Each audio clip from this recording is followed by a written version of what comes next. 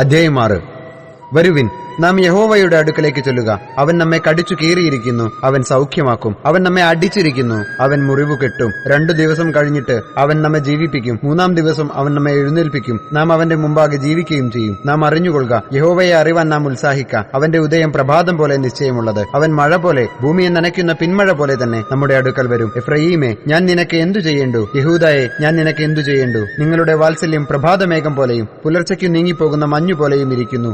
അതുകൊണ്ട് ഞാൻ പ്രവാചകന്മാർ മുഖാന്തരം അവരെ വെട്ടി, എന്റെ വായിലെ വചനങ്ങളാൽ അവരെ കൊന്നുകളഞ്ഞു. എന്റെ ന്യായം വെളിച്ചം പോലെ ഉദിക്കുന്നു. യാഗത്തിലല്ല, ദയയിലും ഹോമയാഗങ്ങളെക്കാൾ ദൈവപരിജ്ഞാനത്തിലും ഞാൻ പ്രസാദിക്കുന്നു. എന്നാൽ അവർ ആദാം എന്ന പോലെ നിയമത്തെ ലംഘിച്ചു. അവിടെ അവർ എന്നോട് വിശ്വാസപാതകം ചെയ്തിരിക്കുന്നു. ഗിലെയാദ് അകൃത്യം പ്രവർത്തിക്കുന്നവരുടെ പട്ടണം, അത് രക്തം കൊണ്ട് മലിനമായിരിക്കുന്നു. പതിയിരിക്കുന്ന കവർച്ചക്കാരെ പോലെ ഒരു കൂട്ടം പുരോഹിതന്മാർ ശെഖേമിലേക്കുള്ള വഴിയിൽ കൊല ചെയ്യുന്നു. അതെ, അവർ ദുഷ്കർമ്മം ചെയ്യുന്നു. ഇസ്രായേൽ ഗൃഹത്തിൽ ഞാൻ ഒരു ഭയങ്കര കാര്യം കണ്ടിരിക്കുന്നു. അവിടെ എഫ്രയീം പരസംഗം ചെയ്തു, ഇസ്രായേൽ മലിനമായും ഇരിക്കുന്നു. യഹൂദായെ, ഞാൻ എന്റെ ജനത്തിന്റെ സ്ഥിതി മാറ്റുമ്പോൾ നിനക്കും ഒരു കൊയ്ത്തു വെച്ചിരിക്കുന്നു.